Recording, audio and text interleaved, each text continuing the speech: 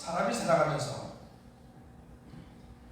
야, 내가 좀 인생의 기쁨과 스릴을 맛보면서 살아가는 인생으로 살아야 되겠다 하면서 그것만을 위해서 살아간다면 그 사람은 참 행복한 사람일 수 있죠. 정말 그 멋진 인생일 수 있지. 그래서 이런 마음을 가지고 가진 직업만 한 7, 8가지 운전기사, 투우사, 지금도 운전기사 아무리 좀 한 100여 년 전에 운전기사면 아주 좋은 직업. 지금 북한에서 최고의 직업이 운전기사 아니에요? 북한에서는 투우사, 또 사냥꾼, 종군기자, 낚시꾼, 권투선수, 사업가, 군인, 작가, 또 전쟁 때는 종군기자로 구급조운전병, 또 그렇게 마찬가지에는 우리 전문 사냥꾼으로 아프리카를 누비고, 또 쿠바에서는 군수 공장을 경영하는 사업가로, 그러면서 틈틈이 그 태평양의 바닷가에서 낚시를 즐기고, 또 파리의 방송국 특파원으로, 또 스페인을 무대로 한 작가로 활동했던, 그리고 마지막에는 노르만드 상륙작전에 참전한 군인으로, 참 그 경력이 화려하지? 화려해요. 그래서 이분이 더 이상 내가 살아가는 일 중에 기쁨을 누릴 게 없다. 뭐 내가 이것도 해보고 저것도 하면서 그 일을 통해서 내가 기쁨을 누려보려고 했는데 더 이상 누릴 기쁨이 없다 해서 자기가 평소에 해야만 사냥총, 장총을 거꾸로 머리에 대고 빵! 쏴서 62세의 인계로 죽은 사람이 있습니다. 그 사람이 바로 1954년도 노벨 문학상 수상자였던 어니스트 헤밍웨이라는 작가입니다. 이번엔 평생을 내가 뭘 가지고 기쁨을 얻으며 살아야 되겠다. 스릴을 통하는 기쁨, 그 모험을 통하는 기쁨을 얻으며 살아야 된다고 했지만 결국 어떤 일에서도 기쁨을 얻지 못해 내가 이 세상에 살 이유가 없어. 그리고 사냥하며 즐기던 사냥총을 거꾸로 잡고 머리에 쏴 죽음을 택했다는 참 안타까운 이야기입니다. 우리가 그 이야기를 생각하면 참 우리가 살아가는 데 있어서 기쁨이라는 것이 중요하구나. 기쁨. 오늘 하루를 하더라도 기쁘게, 또 누구 친구를 만나더라도 기쁘게, 또 우리가 예배를 드려도 기쁘게, 참 기쁨이라는 것이 중요하구나 라는 생각을 해보게 됩니다. 오늘 우리 본문의 이야기는 우리 가나 혼인 잔치집에 인한 기쁨의 이야기를 우리 요한은 아주 기록을 하고 있습니다. 여러분, 잔치집에 있어서 이제 이 기쁨의 상징은 포도주였거든요. 물론 우리나라는 물이 좋으니까 했었지만 이 서양은 물이 나빠요. 물이 나빠요. 그래서 특히 이제 이 동남아시아나 서양 쪽에 가 있는 선교사들이 많이 와요. 왜? 이를 치료해요. 물이 나쁘니까 이가 많이 상해요. 지금도 우리 몇몇 선교사들이 들어왔는데 거의 다 이 치료하러 왔습니다. 이 치료. 물이 나빠서. 그래서 이제 만들어진 게 이제 독일 같은 경우는 맥주가 이제 음료수가 되고, 이 또 유럽은 포도주가 음료수가 되고, 대체 음료수가 된 거지. 여러분, 이스라엘도 물이 좋지 않아요. 그래서 이스라엘은 콜라나 사이다보다 물값이 더 비싸요. 물값이. 그래서 이스라엘은 좀 물을 좀 넉넉히 가져가는 것이 좀 우리 돈을 좀 아끼는 비결이 되기도 합니다. 그래서 이 이스라엘에도 포도주를 마셔서 그걸로 음료를 대신하게 했는데, 그래서 반드시 잔치집에는 이 포도주가 있어야 돼요. 근데 유대 나라는 우리와 좀 잔치가 다릅니다. 우리는 대개 11시, 12시 이렇게 오후에 좀 하지 않습니까? 그런데 유대는 저녁부터 해서 밤에만 잔치. 어느 날 다 대접을 해요. 음식도 많이 준비해요. 음료수도 또 물도 많이 준비해요. 한참 잔치가 흥을 이뤄가고 있는데 하인들이 오면 이 포도주 하인 쪽에 항아리 긁히는 소리가 나는 거예요. 무슨 소리예요? 포도주가 떨어져가는 소리가 들리는 거예요. 야, 큰일 났다. 이제 진짜 너 결혼식 잔치집에 이제 좀 뭐랄까요? 흥이 돋가지는 이제 좀 그런 때가 됐는데, 아유, 포도 이거 어떡하나, 남은 몇 시간을 어떻게 된다. 그러면 이제 근심을 가지게 된 거죠. 다시 말하면 포도주를 마시면서 즐거워하고 노래하고 즐겨야 될 텐데, 그 포도주가 주는 기쁨을 이게 상실해 가고 있었다는 것이죠. 여러분, 우리가 이 말씀을 생각해 보면 어쩌면 오늘 우리가 우리 인생도 순간순간마다 매 시간마다 기쁨을 가지며 살아야 될 텐데 포도주라는 소모품 이런 것들이 부족해질 때 기쁨을 잃어가고 기쁨을 상실해가고 있는 것이 아닌가 하는 생각을 해보기도 합니다. 여러분, 성경은 우리 하나님의 백성들에게 약속된 것 중에 하나의 큰 선물이 있다면 그것은 기쁨이라는 것이죠. 내가 너에게 뭘 준다? 기쁨을 주노라. 우리 예수 믿으면서 기쁨이 있어요. 찬양하면서도 좀 기쁨이 넘치고요. 예배를 드리면서도 좀 기쁨이 넘치고요. 가족 간에도 이웃 간에도 우리 기쁨이 넘쳐야 되는데 하나님이 우리 주신 약속 중에 내가 너에게 기쁨을 줄게. 기쁨을 줄게. 여러분, 기뻐 보세요. 그러면 좀 먹는 게 조금 부족해도 견딜만 해요. 내 마음에 기쁨이 충만하면 내가 좀 주머니에 가진 것이 나보다 많지 않은 것 같아도 그렇게 큰 문제 같아요. 왜? 없어도 기쁘니까. 없어도 기쁘니까. 우리 가정만 봐도 기쁘고 남편만 봐도 기쁘고 자녀만 봐도 기뻐. 우리 집에만 가정만 봐도 기뻐. 그럼 그렇게 먹고 마시는 거 그렇게 크게 중요하지 않다고요. 그런데 그걸 쌓아놨는데도 기쁨이 없으면 불행하는 거죠. 지금 하는 게 싫다. 자문에 그런 말씀이잖아요. 내 집에 고기가 가득해서 다투는 것보다는 차라리 야채, 풀, 식물성 먹으면서 기쁜 것이 더 복이 있다. 자문은 그렇게 말하지 않습니까?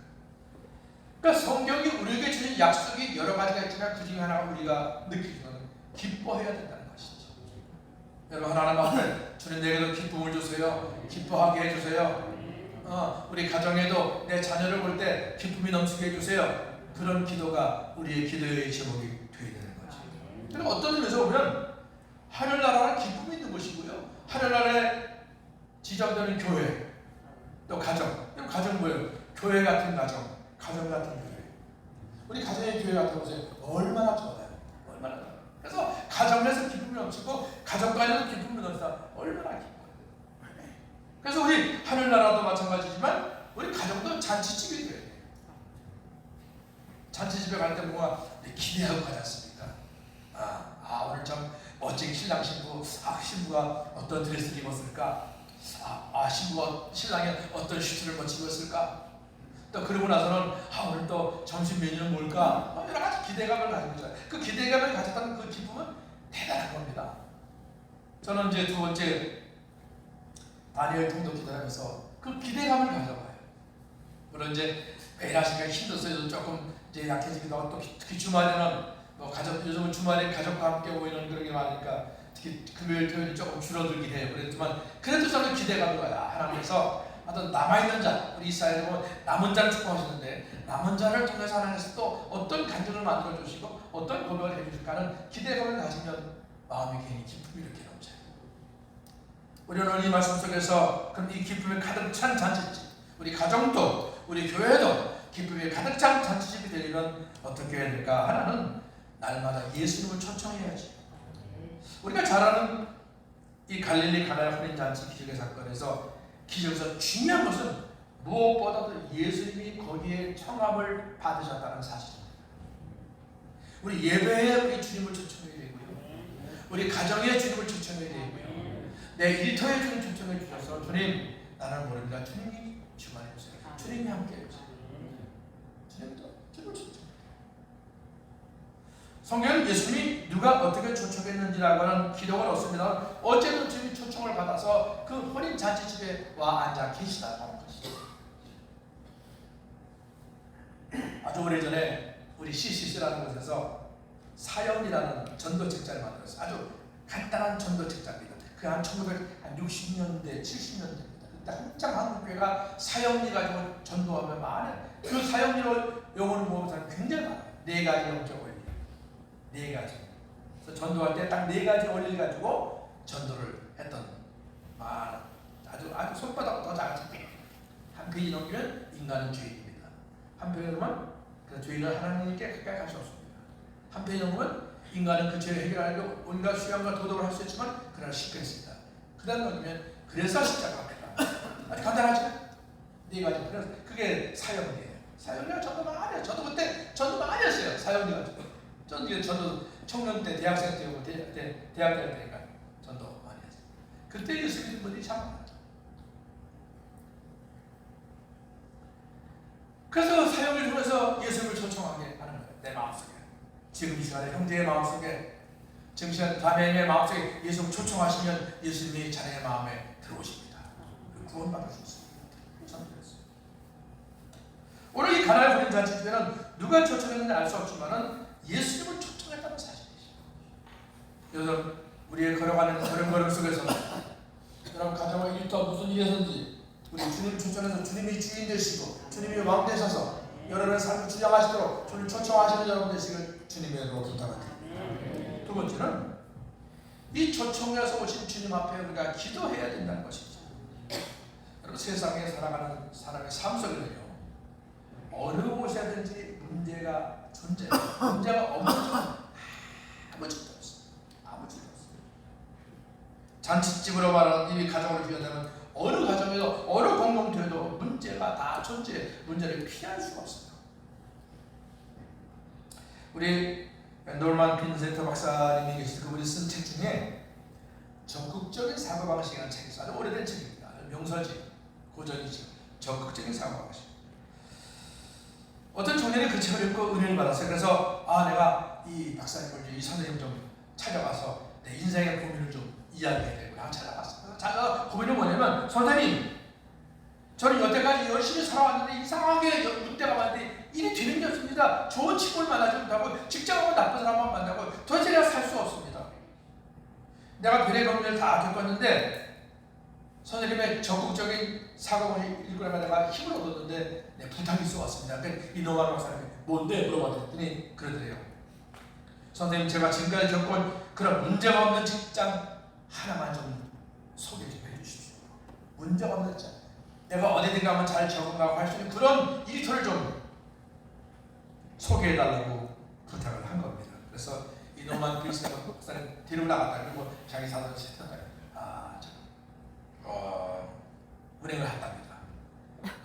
그래서 이 청년은 기대하는 거죠. 야, 이제 드디어 우리 적극적인 사고방식의 저자인 이 노만 박사님, 나는 좋은 직장, 얘네 문제가 없는 막 직장 동료도 좋고 천사 같고 상사 천사 같고 막 관계도 좋은 그런 회사를 나한테 보내주시면 기대를 가지고 아주 부풀어 아주 싱글벙글 갔답니다. 그랬는데 가보니까 웬걸 회의를 한 거죠. 여러분, 우리나라는 묘지에 가면 이렇게 묘 봉분을 세우자는데 외국은 그냥 평장이거든요. 그냥 공원이 묘지예요. 거기에 요만한 막 하나 붙여놓은 거예요. 가보니까 혹동여자. 많은 사람 죽어가지고 요만한 이름표 하나 썩진 공룡이 쫙. 그래서 이 청년이 깜짝 놀랐어요. 아니 선생님, 아니 박사님, 그 적극적인 사고방식 책을 보고 내가 은혜 받고 와서 왔는데 오늘 왜 여기에 데려다 주라더니 그 노만 박사가 그랬습니다. 형제여, 저것이야말로 문제가 하나도 없는 직장입니다. Brother, this is where there is no problem.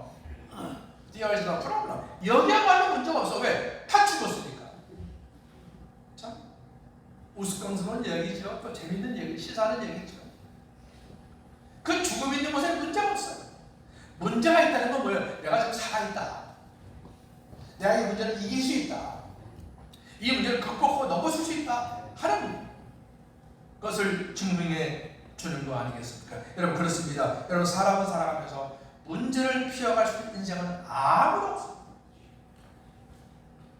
중요한 것은 이런 문제가 주어져서 내가 어떻게 그 문제를 넘어서느냐, 어떻게 극복하느냐, 그 문제이죠. 오늘 본문에서의 문제는 뭐예요? 잔치집에 뭐가 떨어졌어요? 포도주가 떨어진 문제였습니다. 그것을 예수의 어머니가 알게 된 거예요. 오늘 본문은 요한복음 몇 장이에요? 2장. 그렇죠. 2장이니까 예수님의 3년 사역 중에 초기 사역이에요. 예수님은 3년을 사역하셨거든요. 초기, 중기, 후기. 1년째 초기 사역, 2년째 중기, 후기 사역. 근데 예수님의 마지막 십자가 3년째, 3년도 거의 마지막 부분에 후기 사역, 십자가의 구원을 이루지 않습니까? 근데 초기 사역에 지금 문제가 생긴 거예요. 그래서 예수님의 어머니가 예수께 왔어요. 예수여, 저들에게 포도주가 없다고 합니다. 3절에 보니까 저들에게 포도주가 없다 하니. 여러분 아마 이 예수님 어머니가 포도주 없으면 당연히 누구에게 가야 돼? 주방장한테 가야지. 아니면 포도주 파는 곳에 가야죠. 그런데 이 예수님 어머니가 포도주 파는 곳에 가지 않고 누구에서? 예수께 왔어요. 이거 뭘 의미할까요? 예수께 뭔가 기대감을 가진 거지. 포도주 파는 곳에 가면 포도주 흘러 넘치는데. 아니면 주방장이 찾아가면 주방장이 어디 다른 곳에 또 포도를 또 쟁여놓는 것이 있을지 모르는데 그 주방장에 가져가고 포도주 파는 곳에 가져가고 누구에게? 바로 예수께 온 것이죠. 예수께 왔을 때는 뭐예요? 예수님께서 무언가를 행하실 거라는 기대감을 가지고 그 기대감을 충족감을 가지고 예수께 나온 것이죠. 마리아는 예수님의 어떤 문제조차도 해결하실 수 있는 주님이라고 알고 믿었기에 그러면서 하이든이 뭐라고 해요? 무슨 말씀을 하시든지 어떻게? 그대로 해라. 그대로 해라. 반문 걸지 마라. 뭐 얘기하지 마라. 항의하지 마라. 따지지 마라. 그대로 해라. 지금 이 그대로 하라는 얘기가 굉장히 중요해요. 그대로 해. 아니 목사 여러분에게 그대로 해. 목사님 지금 때가 그게 아닙니다. 목사님 그건 내가 이랬습니다. 그대로 해. 쉬운 게 아닙니다. 근데 오늘 예수님 어머니가 하이든에게 그대로 해. 그대로 하라 하니라 한 것이죠. 저는 이걸 가지고 이게 기도구나. 이게 기도구나. 이게 마리아의 기도구나. 이게 마리아 어머니의 기도구나. 다시 말하면 이 마리아의 어머니 마리아는 문제를 알았습니다. 무슨 문제? 포도주가 떨어져 문제 알았습니다. 그럼 문제는 뭐예요? 그 문제 알아서 문제를 해결해야 되겠죠. 근데 해결하는 방법 중에 가게 가서 샵에 가서 다시 포도를 구하는 방법도 있고 주방장이 뭔가 준비하는 포도 있을지도 모르는데 그 문제 해결을 주방장이나 가게 가서 샵에 가서 찾지 않고 예수님께 찾았다는 것이죠. 그럼 예수님께 찾았다는 것 자체를 뭐라고 그러는? 기도라고 해요. 물론 기도라는 것이 소리내어 기도하고 막 애통하며 기도하고 그건 기도의 유형이죠. 기도의 스타일일 뿐이지 바라본다는 것 자체가 기도지. 예배 때 여러분 주님을 바라봅니다. 십자가를 바라봅니다. 하나님을 바라봅니다. 예배를 통해서 함께 기도하는 것이죠. 그래서 우리 성경이 뭐래요? 우리의 신음소리에도 응답하시고 우리의 걱정과 염려, 탄식에도 응답하신다고 성경은 분명하게 기록해요. 그래서 출애굽기 6장 5절에 보면 이스라엘 자손의 신음을 듣고 나의 언약을 기억하였노라. 나의 신음을 듣고 나의 언약을 뭐하는 거예요? 내가 너희를 종살이 하다가 반드시 구원해서 다시 어떻게 적과 꿀이 흐르는 가나안 땅으로 보내줄 거야 하는 그 언약이거든요. 그러니까 예수님이 이제 그 신음이 너무 과해. 처음에는 좀 애국 바로함이 좀 고난을 견딜만 해요. 이 정도 우리가 와서 참 예루살렘 흉년인데 여기 와서 땅 공짜로 줘가지고 농사짓고 이 정도 고생이야 할 수 있어. 했는데 해를 거둬 그 고통이 점점 프레스가 심해지는 거야. 그러니까 우리가 이거 먹고 살릴 때 열방에게 고통이 더 심해. 차라리 다시 흉년일지라도 가나안 예루살렘으로 가야 되는 정도의 신음이 깊어진 거예요. 그 신음을 들으셨다는 거예요. 들으신 다음에 하나님을 하세요. 나의 언약을 기억했다. 다시 말해 내가 너희를 구해주겠다 그랬지. 그래 이제 때가 됐구나 하는 말씀이시죠. 시편 55편 17절에 보면 저녁과 아침과 정오에 내가 탄식하니. 여러분 저녁과 아침과 정오 뭐예요? 하루 종일이죠. 아침 저녁 저녁 하루 종일을 의미하는 거 아니에요? 정욕과 아침과 정오에 내가 탄식하니 여호와께서 내 소리를 들으셨구나. 하루 종일 걱정이 끊이질 않아요. 걱정이 끊이냐 근심이 많아요. 그런데 하나님이 들으셨어요. 그런데 걱정도 들으시고 내 신음도 들으시는 거예요. 그런데 이 마리아는 걱정 신음도 아니라 그냥 주님을 찾아가는 거죠. 어머니 왜 저에게 오셨습니까? 예수야 지금 보니까 포도주가 떨어졌단다. 이거 어떡하니? 우리 버전을 말하면 그렇게 대화를 나눴겠죠. 그런 면에서 여러분 마리아는 훌륭한 기도자의 모범이었습니다. 사실 이때는 예수님이 이제 막 초기 사역, 이제 공생의 사역의 첫 번째잖아요. 그래서 우리 가나안 집이 첫 번째 기적이나요. 우리 신약에 보면 7가지 기적이거든요. 그중 첫 번째 기적. 아직까지 예수님의 때가 1년 멀었어요. 그런데 갑자기 이런 일이 무슨 말로 훅 하고 돌아가요. 어찌 할 걸 모르겠어요. 그래서 아니요, 아직 내 때가 이르지 않았습니다. 내가 무슨 상황입니까? 오히려 딴소리를 해요. 예수님이 딴소리를 해요. 내가 그 포도주 떨어지고 나랑 무슨 상관이 또 보니 내 때가 십자가의 때가 오지 않았습니다. 그런데 벌써부터 이러시면 곤란합니다. 왜? 이때 시대적 상황은 그때 초대교회 당시 예수님 오셨을 때 당시에 그 시대적 상황은 예수를 죽이려고 하는 사람들이 많았거든요. 왜? 예수가 진짜 메시아라고 하니까. 하나님의 아들이라니까. 그 당시에 정치가들, 종교조절자들이 로마 정부와 결정들을 죽이려고 했다고 하는데 예수님이 벌써 자기의 본질을 드러내면 그 죽음이 빨라지니까 예수님은 아니요, 내 때가 아직 이르지 않았습니다. 그게 포도주 떨어진 거고 나 무슨 상관이십니까 하면서 마리아를 이렇게 좀 물리친 것이죠. 근데 마리아는 믿음의 보답이 안 해요. 주님은 하실 수 있습니다. 그러면서 그 하인에게 당부하는 뭐예요? 당부한 얘기가 뭐예요? 당부한 얘기가 5절 중반에 보면 너희에게 무슨 말씀을 하시든지 그대로 해. 왜? 반드시 주님이 해결해 주실 거야. 그러니까 우리는 뭐예요? 하기만 하면 돼. 하기만 하면 돼. 그 얘기예요. 이게 뭡니까? 여러분, 하나님은 어떠한 상황 속에서도 우리의 기도를 들어 응답하신다는 것이죠. 여기에 주어진 상황이 뭡니까? 예수님이 내 때가 아니라는 겁니다. 아직 내가 내 모습을 드러내면 내가 저들에게 공격을 받고 불이익을 당하기 때문에 아직 나의 모습을 드러내면 안 됩니다. 하나님 그런 때였죠. 그런데도 예수님은 누구의 기도를? 마리아의 기도를 들어주신 거죠. 왜? 그 마리아의 믿음 때문에. 그러니까 믿음이 너무 중요한 거예요. 상황과 환경을 초월하는 게 믿음이거든요. 아직은 주님의 때가 이르지 않았던 환경인데 주님은 그 상황을 초월해서 기도해 주신 것이죠. 응답해 주신 것이죠. 저희 선배 중에 이제 올해 작년에 은퇴했습니다만 태국에 있는 김영식 목사라는 분이 있어요. 그냥 아주 저 경상도 마산 분이에요. 아주 경상도 사람인데 키도 크고요. 아주 체격도 아주 그 뭐랄까요, 운동선수 스타일이에요. 그래가지고 군복을 갔는데 공수부대 군복이었어요. 공수부대. 근데 유일하게 우리나라 군대죠. 공수부대만큼은 이런 장교들도 점프를 해야 돼. 비행기 타고 헬기가 점프를 해야 돼. 보통 육군이나 해군은 장교들은 이제 지휘관을 앞에서 뭐 앞으로 가 뒤로 가 명령만 하는데 공수부대만큼은 장교들도 같이 사령과 점프도 해야 돼요. 훈련을 같이 해. 그래서 공수부가 힘들어요. 이분이 소룡인가를 달고 얘기를 했는데 미사리, 우리 미사리가 공수부대에 점프하는 그 강변 아니에요. 이제 제대가 얼마 안 남았어요. 근데 이상하게 군대에서 꼭 제대 전에 사고가 나요. 이제 명령 받고 얼마 남지 받았는데 마지막 점프하는 거예요. 헬기 타고. 그런데 안 펴져요. 이제 얼마 있으면 제대인데 꼭 제대 때 사고나 점프. 우리 왜 8.18 그 도끼만에 잡았던 미국 장군가 제대 일주일 안 되고 도끼에 맞아 죽었잖아요. 제임스인가요? 미국 육군 중위가 북한을 괴로할 때 자기 가기 일주일 전에 그거 나갔다 도끼 맞아 죽었잖아요. 이게 안 펴지는 순간에 벌써 만 피트가 쫙 미사리 강변이 이제 육안에 다 보이는데 여러분 어떻겠습니까 기분이? 야 이제 죽는구나.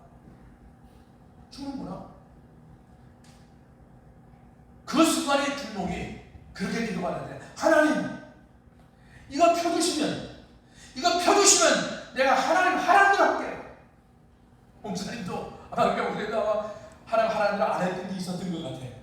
그러니까 막 떨어지고 거의 이제 미사리 강바닥에 떨어질 쯤때마다 너무 다 하나님을 할게요 하고 기도하고 땡기는데 쫙 펴지고 그래가지고 떨어졌는데 이제 너무 갑자기 이 지상고도가 낮은 데 떨어지면 다친다면서 좀 타박상이 가서 이제 병원에 입원하고 이제 그러겠지만 생명의 시간이었어. 그런데 저녁을 명받았는데 이제 소령으로 지냈으니 어디 목회지를 가야 될 거 아닙니까? 이리 가면 좋을까 저리 가면 좋을까 자꾸 이제 기왕이 더 좋은 교회 더 큰 교회를 가고 싶어서 이런데 하나님께서 태국으로 가라. 하나님 나를 태국으로 보내시려고 이 점프할 때 그런 일을 하는구나. 두 알과 하고 봤어요. 조금 물리치고. 그러니까 태국 방콕에 연합 선교센터 하시고 초교파적으로 선교 활동하면서 하시다가 작년인가 은퇴를 하셨어요.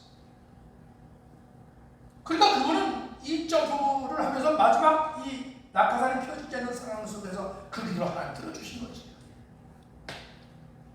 여러분 오늘 예수님의 어머니 마리아는 내 때가 아직 이르지 않았습니다.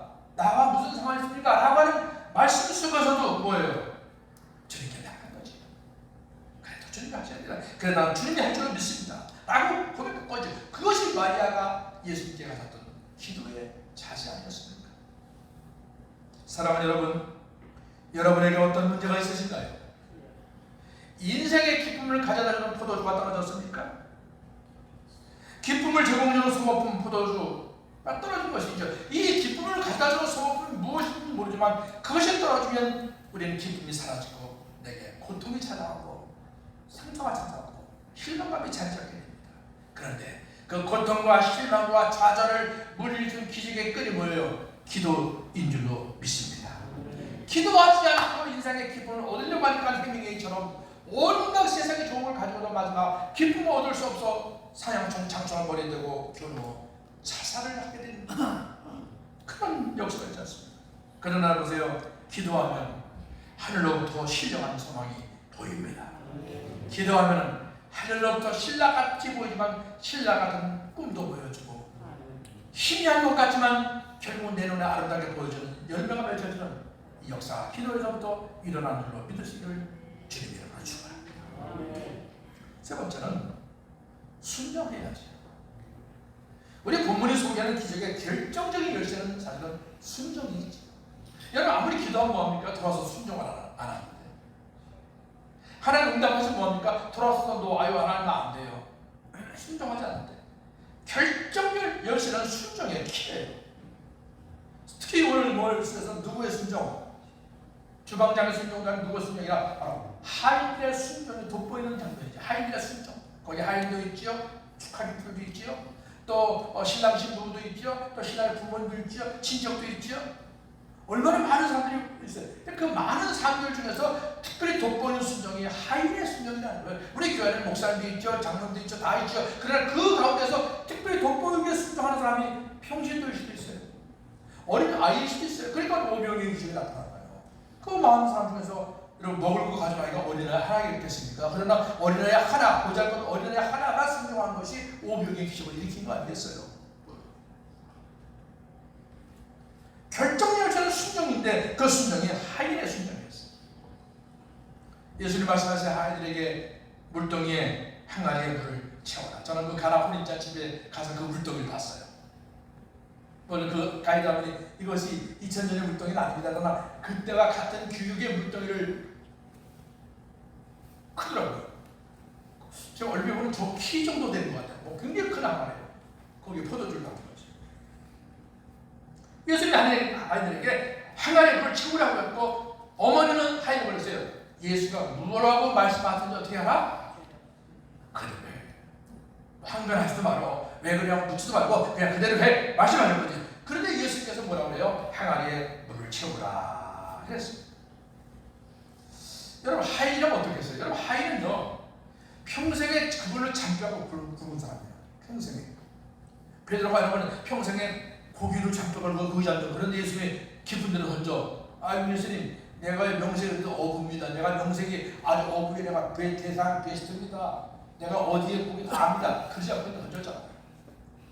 그러니까 하인은 거기에 대해서 뭔가 항변하지 않았어요. 뭔가 다른 대꾸하지 않았어요. 그냥 물을 치는 거예요. 왜? 어머니가 그랬거든. 예수님 하시는 대로 해라 그래. 순종했습니다. 그리고 8절에 보니까 이제는 연회장에 떠서 갖다 주라. 연회장에 먼저 주라는 거예요. 아니 내가 주방으로 참교하고 굶었는데 누굴 놀리나? 아니 세상에 물 떠다 주는 법이 어딨어? 얼마든지 궁시렁거리고 투덜댔었지만 그냥 갖다 주었어요. 8절 하반절에 갖다 주었더니 그랬어요. 한번 따라서 합시다. 갖다가 주었더니 저도 제가 가가 없는데 다시 한번 합시다. 갖다 주었더니 순종한 거지. 온전한 순종이죠. 변명도 안 했습니다. 항의도 안 했습니다. 이유를 묻지도 않았습니다. 따지지도 않았습니다. 확인하지도 않았습니다. 이게 진짜 화가 먼저 뭘 먹어보지도 않았습니다. 그냥 갖다 주는 겁니다. 여러분 순종에는 크게 두 가지 이유가 있어요. 하나는 순종이 제사보다 더 가치가 있어요. 우리 사무엘상 15절에 보면 순종이 무엇보다 낫다? 제사보다 낫다. 제사는 예배죠. 하나님 제일 기뻐하는 예배예요. 요한복음 4장에도 신령과 진정으로 예배할 자 찾지. 근데 순종이 그 예배보다 귀한 것이 순종이라는 것이죠. 그런데 오늘 이 역사를 누구만 알아? 하인만 알아. 여러분 교회 역사는요 누가 알아요? 순종한 사람만 알아요. 아, 우리 장로님 순종했대. 아, 우리 권사님 순종했대. 순종한 사람만 알아요. 오직 한 사람이에요. 여러분, 저는 그러면 볼 때 신부도 몰라요, 신랑도 몰라요, 그 주연을 베푼 부모도 몰라요, 연회전도 몰라요. 누가 알아요? 순종한 하인만 알아요. 그 순종의 축복의 법칙. 그런 의미에서 여러분 물도는 하인들이 되시길 축원합니다. 여러분, 순종한 하인이 되면 여러분 물도는 하인이 되어서 여러분만 그 축복의 비밀을 아는 것이죠. 여러분만 그 축복의 비밀을 아는 것이죠. 두 번째는, 순종의 두 번째는 제사보다 더 어렵다는 거예요. 여러분, 제사는요 억지로 해도 할 수 있어요. 아이고 안 돼, 안 돼. 내 기다리고 있을게. 내가 오면 내가 사줘야지. 하든 해서 와요. 그렇게 오는 분도 있어요. 그렇게 오는 것도 다행이죠. 그리고 어떻게 보면 타이에 의해서 예배에 참석할 수 있다는 얘기예요. 아이고, 당신 안 오면 내가 무슨 또 부산에 들어와. 안 돼. 빨리 와. 좀 날 좀 살려줘. 아니, 내가 맛있는 거 사주고 하여튼 뭐 해서는 권면에서도 억지로 와요.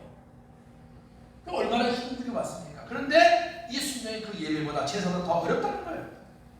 자, 우리 열왕기상 17장에 보면 엘리야가 내게 먹을 것을 달라고 하는데 그 뭐라고요? 나는 떡이 없고 다만 통에 가루 한 움큼 있습니다. 병에 기름 조금 있습니다. 나 이거 먹고 안 가고 죽을랍니다. 이제 이거 마지막 먹고 죽을라고 한다는데 그것을 내게 바치라고 하니 이 여인의 마음을 어떻게 했어요? 얼마나 힘들겠어요? 그만큼 힘들다는 거예요. 그래서 자일스가 이런 말 했어요. 진정한 순종보다 더 거룩한 것은 없다. 진정한 순종보다 더 거룩한 것이 없대. 거룩해지기 원하세요? 거룩한 척 하려고 하지 마시고 순종하시면 그 순종은 최고의 거룩이야. 또 나단 에모스 이런 말을 했어요. 하나님께 대해 순종하는 것은 하나님께 대한 가장 신실한 신앙의 증거이고 가장 고상한 사랑의 행위다. 순종이 가장 신실한 신앙의 믿음의 증거래. 여러분, 교회 사랑하는 증거를 뭘로 보여주겠어요? 교회 사랑하는 증거. 봉사도 하고 물질도 드리고 목사님과 순종도 하고 그걸로 사랑의 증거 아니에요? 그렇죠. 이 하나님에 대한 순종하는 것은 주님께 대한 가장 신실한 증거이기도 하고 가장 고상한 사랑의 행위다. 가장 말로만 사랑하는 게 아니라 가장 고상한. 그래서 우리 성경에 보면 형제들과 말과 혀만 사랑하지 말고 행함과 진실함으로 하라. 너 정말 주님 사랑해? 너 정말 교회 사랑해? 그럼 너 행함까지. 아이고, 교회 사랑하지. 아이고, 교회 어린데 어떡하지? 발만 동동 굴고. 그게 사랑이 아니야. 행함까지. 모자란 건 내가 채우는 거야. 내가 앞장서는 거야. 사랑의 행위. 그게 최고의 고상한 것이라고 에모스는 말했습니다. 여러분, 그렇습니다. 순종은요 제사와도 어렵습니다. 순종은 제사만큼 가치가 있으면 힘듭니다. 그러나 중요한 건 그 제사보다 어렵고 제사보다 더 가치가 있는 그것을 할 때 믿음의 역사와 축복의 역사가 일어난다는 것을 의심 없이 믿으시기를 주님의 이름으로 축원합니다. 그래서 이사야서 55편에 이런 말이 있어요. 이는 내 생각이 너희 생각과 다르며 내 길은 너희 길과 다르다. 그러니까 하나님 생각하는 것과 우리 생각 달라요. 하나님 생각하는 것은 뭐예요? 순종하는 거예요. 기도하는 거예요. 모든 상황 속에서, 모든 환경 속에서. 여러분, 그렇다고 우리가 누구의 말을 들어야 됩니까? 하나님의 생각 속에는 믿음이 있습니다. 믿음의 축복이 있습니다. 하나님의 축복 속에는 순종함이 있습니다. 그러나 마귀의 마음 속에는 파괴와 멸망과 불순종이 있습니다. 누구의 말을 들어야 합니까? 이는 여호와의 말입니다. 내 생각이 너희 생각과 다르며 내 길은 너희 길과 다르니 이는 여호와의 말씀을 한다면 누구의 말씀을 청종해야 될까요? 이 순간에도 우리 주님 말씀에 청종하는 여러분 되시길 바랍니다. 하나님의 생각 속에는 믿음이 있습니다. 순종이 있습니다. 그러나 마귀의 유혹 속에는 파멸이 있습니다. 멸망이 있습니다. 누구의 말을 들을까요? 내가 말하는 말씀 듣고 주님께 가야지. 기도의 자리에 참여해야지. 말씀 읽어야지.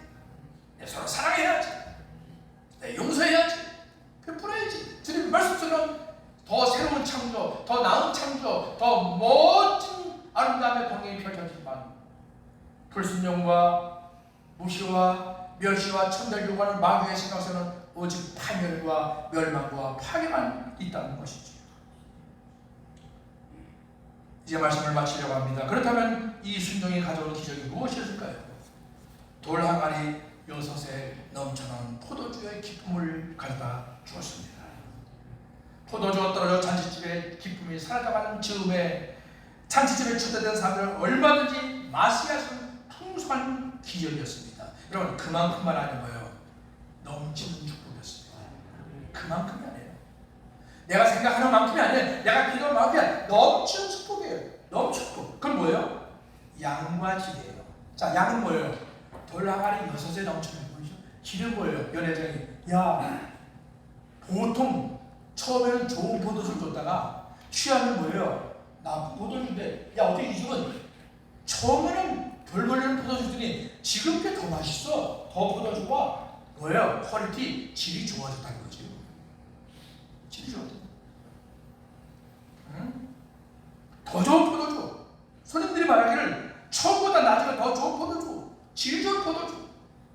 여러분, 예수의 능력에는 내 인생의 퀄리티, 질이 지금보다 더 나아지는 거예요. 이게 믿음의 비결이고 축복의 비결이잖아요. 처음에는 허접하더니 이제 멋진 사람이 됐어요. 양복들고 점점 더 멋져져 가요. 며칠 전에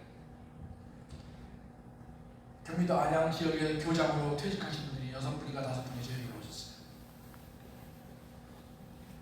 그렇게 우리 교회 한번 와보고 싶다고 오셨어요. 그분들 중에 평교사 때 저를 만났던 분들이 미국에서 한 20년, 30년 만에 만났어요. 근데 이제 다 이제 교장으로 퇴직을 하셨어. 아이들이 다 80, 70. 교육교에서 교장은 별입니다. 둘레의 별입니다. 근데 한 번이 그러더래요. 아이고, 목사님이 이전보다 더 멋있어졌어요. 더 중후해졌어요. 아유, 감사해요. 그게 뭐예요? 전보다 더 질이 좋아져 보인다. 그 말에 퀄리티가 더 좋아져 보인다. 그 말이에요. 여러분, 물이 변해서 뭐가 되죠? 포도주가 돼. 퀄리티, 질의 변해요. 양만 풍성하게 질도 변하는 거예요. 신앙의 질이 변하는 거예요. 인간의 질이 변하는 거예요. 삶의 질이 변하는 거예요. 그러니까 성도의 삶의 질이 변하니까 윤택해져요. 아름다워져요. 향기가 나요. 전에는 막 막말도 하고 욕지어리도 하고 쌍스러운 말하는데 예수 믿고 잘하더니 말이 달라져서, 말이 부드러워졌어. 언행 실자가 좋아졌어. 우리 교회는 몇 가지 시가 있잖아요. 솜씨, 맵씨, 말씨. 예수 믿는 사람은 믿어갈수록 말씨가 아름다워져요. 남편에 대한 말씨, 자녀에 대한 말씨가 아름다워. 여러분, 정말 내가 먼저 말씨를 굳게 하면요, 그 가정이 행복해져요. 내가 아이에게 말씀을 굳게 하면 그 아이의 마음이 부드러워져요.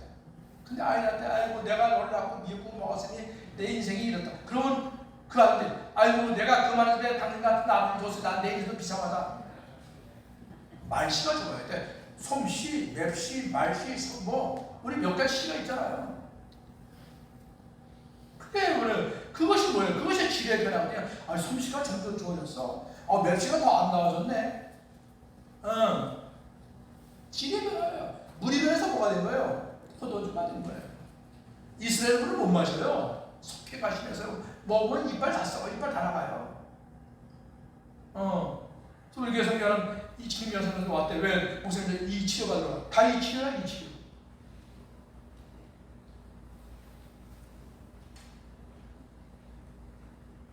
오죽하면 손님들은 처음보다 나중 더 좋은 포도주가 나왔다고 했겠습니까?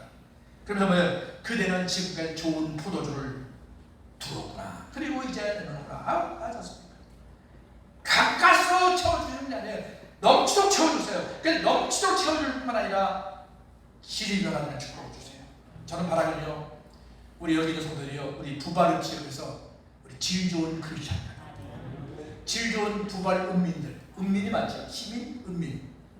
어디 가면 우리 이천오시는 향기가 나, 얼굴 모습만 봐도 향취가 나.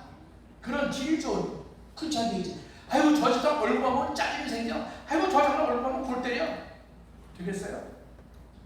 아이고 동북교회 장로만 보면 내 마음 편해져요.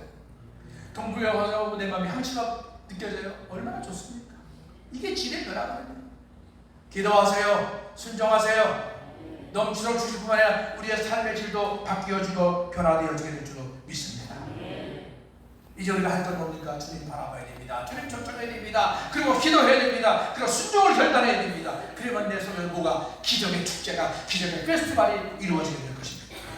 그리고 우리 인생이 슬픔과 좌절의 자리에서 축제의 자리로, 잔치의 자리로 바뀌어주는 기쁨의 인생을 살게 될 것입니다. 예수님은 2000년 전 이 기쁨을 빼앗긴 가나의 혼인잔치집에 오셔서 친히 슬픔과 고통을 거두고 가시고 잔치집의 기쁨으로 바꾸어 주셨지 않습니까? 사랑하는 성도 여러분, 우리도 이런 기쁨의 주인공들, 기쁨의 주민이 되셔서 우리가 사람 모든 삶의 환경을 일 잡고 슬픔만 있고 우리 아픔만 있고 우리가 힘들게 하는 조건들이 많지만 우리 예수님 때문에 그것을 벗어버려서 기쁨으로, 감사로, 충만으로 채워나가자 결심하고 노력하고 수고하고 결단하는 여러분 되시기를 우리 주님의 이름으로 축복합니다. 한번 따라서 합시다. 예수님을 날마다 내 자리에 청청합니다. 예수님께 기도합니다. 예수님께 순종합니다.